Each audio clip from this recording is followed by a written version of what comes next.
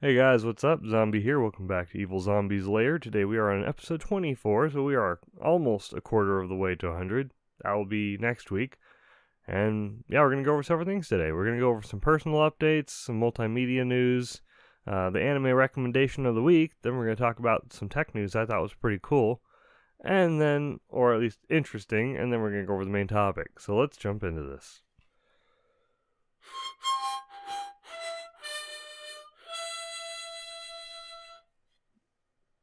Okay, guys. So, personal updates. What I've been up to recently. I started up that protein shake only diet recently.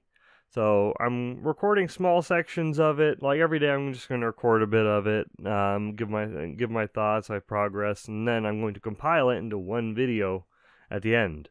So, I don't have to do several videos on it, a daily thing, because I just can't keep up with daily videos right now. There's too much that went on this week. It's too long of a week. But yeah, I'm doing that again.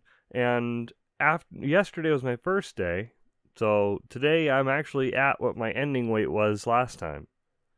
So because before I had picked up 2 pounds again, now I've lost those 2 pounds already, which was probably water weight or just my body storing up stuff. So I'm excited about that. I'm gonna try and do it for 10 days. Oh, Lord have mercy. I'm gonna try and do it for 10 days. It's a good though. It actually works pretty well. And other than that, also got some colorblind correction glasses in this case. I'm wearing my normal ones right now because I actually need to be able to read what's over there on my outline so I can keep track of everything. But now I also have my colorblind correcting glasses because I have deuteranopia, which is basically red-green color blindness.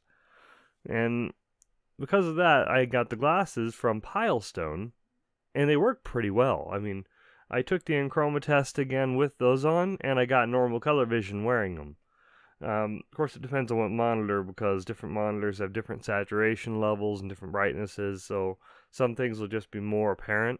And they act kind of like sunglasses too, so it only really works outside, because everything's too dark to really tell the difference of if you're wearing them inside.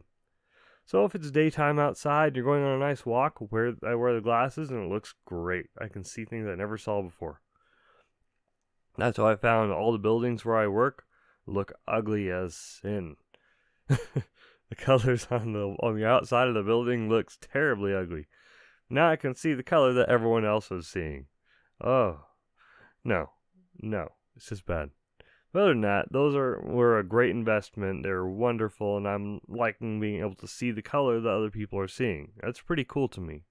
That's something that I'd never been able to see or witness before, and that's a pretty big deal to me. I'm happy about it.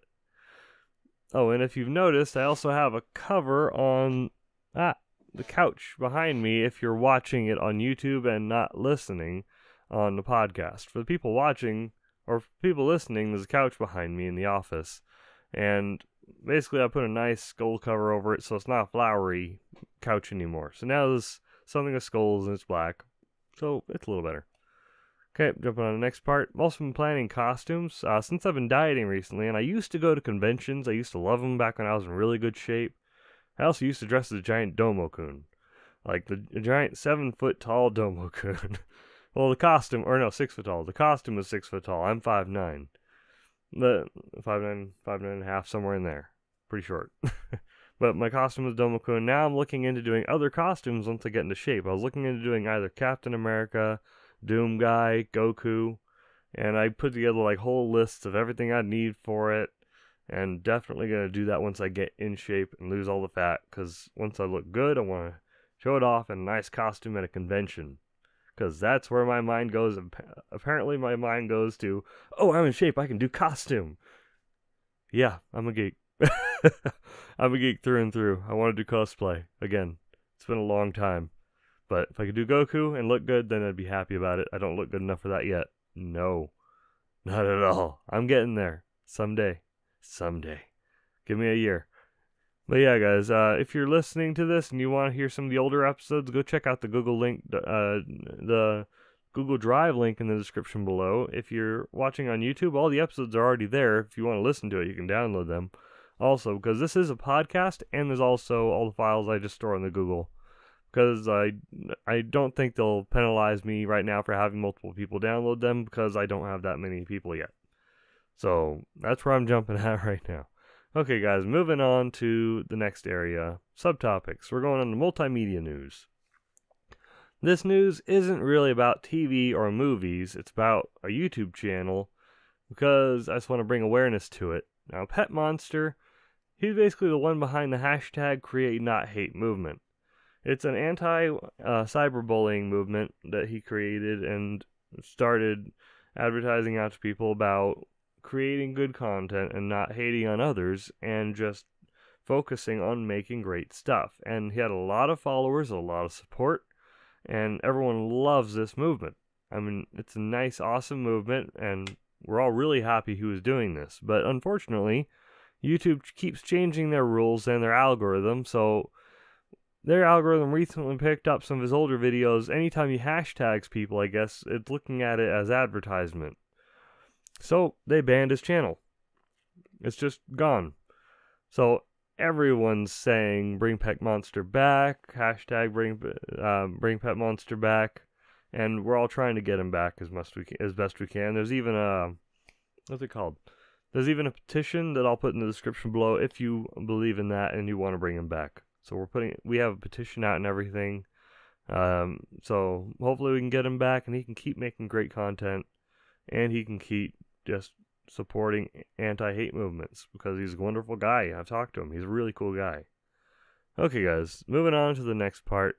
Anime recommendations of the week. Aishita no Joe. That's the anime. It's called Aishita no Joe. Basically, it's like the first boxing comic. It turned into one of the first boxing animes, and it's amazing. I mean, at first you think, oh, this is really old. This doesn't look good at all.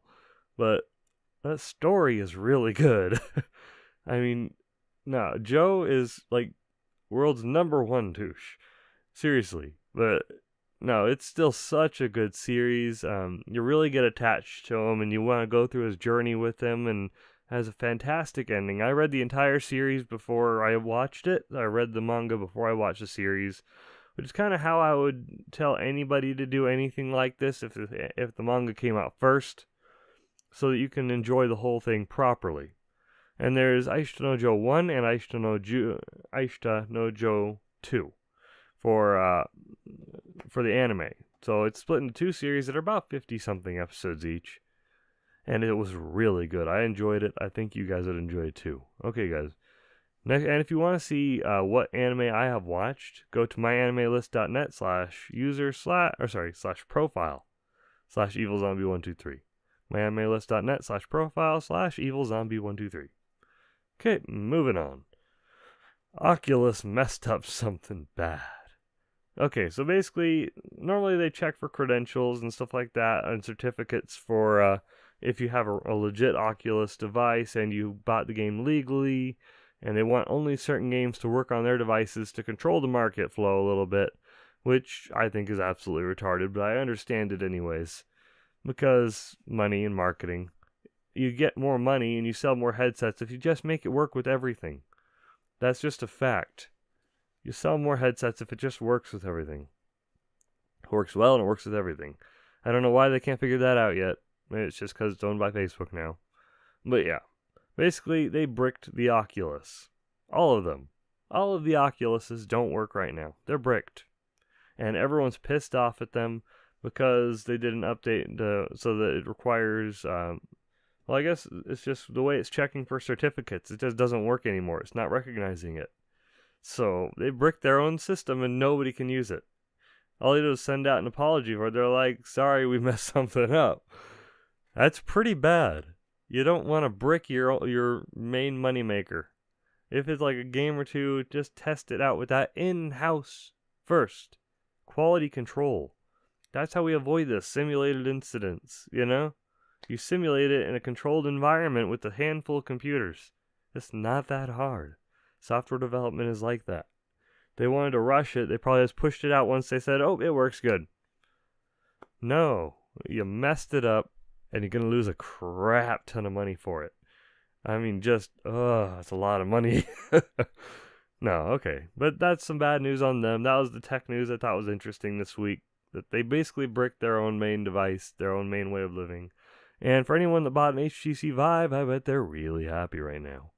Okay, guys, moving on to the main topic. Bitcoin mining, CPU Bitcoin mining. So I'm talking about using your processor, not your GPU, not your video card, to mine. And a lot of people have been mining just like Bitcoin, and about a billion other different types of Bitcoin.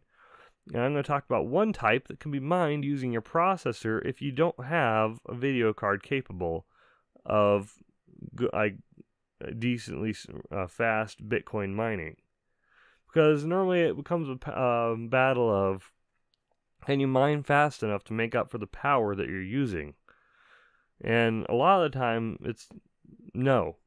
Because you spend a lot of money to get all the cards, and then you're spending money on electricity to power all of those cards and cooling for them.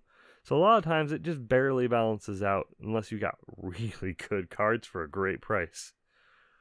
And you have, basically you have to have good cards for a good price, and it has to be a decently cold environment, or else you're just wasting money. But now there's also, I guess it's been around for a while, but one of my friends turned me onto it. He was telling me about Zoin. And you can mine Zoin with just your processor. If you have an i5 processor, cool. If you have a i7 processor, even better. Because it seems to work really good. And I'm getting like at least 1 megahash a second for my speed, and I'm loving it. I have an i7 in here. It's an older i7, but if you have L3 cache, it works really good. So apparently I have L3 cache on mine, and I'm loving it because I'm actually getting a decent speed when I'm mining. Right now I have it turned off because I'm recording, and I need my processor. But it's definitely worth checking out if you're interested in dabbling in it. The currency is called Zoin. And on their official website, I think it was called like the Zoin Pool. On their official website, you can get a program called CPU Miner that actually works pretty well. So it basically mines everything to the pool using your worker ID, and then after it reaches a certain threshold that you can preset ahead of time, then it will forward it to your wallet. So, and you can set up an online wallet, you can set up regular, just on your desktop wallet, but as suggested by him and suggested by me, back it up. Because if you lose it, it's gone. That's just how it is. It's gone once it's gone. So, that's the short of it, basically. Is it good for the market? I think it's really good for the market, because once it starts catching on more, right now it's easy to mine for it. It's really easy to jump into and then, set up. It's really compatible with several more types of devices. Once people start catching on and seeing how easy it is compared to mining Bitcoin and how much you can get back for it, even though it's worth a little less, they're going to jump on this because you want to get as much as you can early on. Because once since pricing on Bitcoin is always so volatile, and it jumps up and down rapidly, you want to build up as much as you can when it's dirt cheap and easy to get. This one's at that stage right now. So build up as much as you can and then save it. Because once it goes up, it goes up. And then you have a chance to really make it big with it. So that's what everyone's hoping for. You just mine at it, and then use that pickaxe of death. Just keep on going for it until you build up enough, and then once it skyrockets, then you will be really happy. Pay a few bills. Okay, guys, but is it good for the market? I think so. I think processors are cheaper than the video cards right now, and the video card market will get better, and the prices will drop once this starts catching on more, because now there's another option for them. They don't have to do video card farms. So, that's where I'm at with that one, guys. I hope you enjoyed that. Thank you so much for watching. We're going to end this here. It's a bit of a short episode this week, huh? We're under 15 minutes. But still covered everything we wanted to. Thank you so much for watching. If you're watching this on YouTube, press that like button. Subscribe if you want to see more. I do a new podcast every Friday. And if you're listening on a podcatcher or iTunes or Apple Podcast, as it's called now, then give me a good rating if you enjoyed it. So thank you for watching. Visit the channel at youtube.com/Evilzombie. See you guys later. Have a good one.